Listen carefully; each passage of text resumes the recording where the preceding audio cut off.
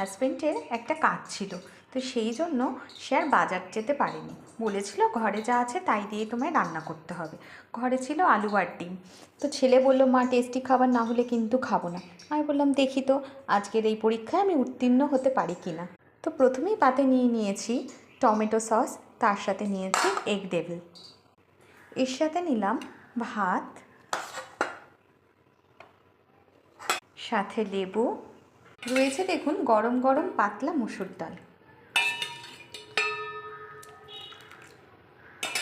আর রয়েছে বাদাম দিয়ে বানানো ঝুড়ো আলু ভাজা অনুষ্ঠান বাড়ি স্টাইলের। এছাড়া রয়েছে আলুর দম ধনে পাতা দিয়ে। তো এই দিয়ে আজকের আমি দুপুরের থালি সাজিয়ে নিয়েছি। ওহো সরি আরেকটা কথা বলতে ভুলেই গেছি, আরেকটা স্পেশাল জিনিসও রয়েছে। সঙ্গে রয়েছে এরকম কড়মড়ে ব্যাট পাঁপড়। তো আপনাদের যদি আমার এই থালি ভালো লেগে থাকে অবশ্যই লাইক শেয়ার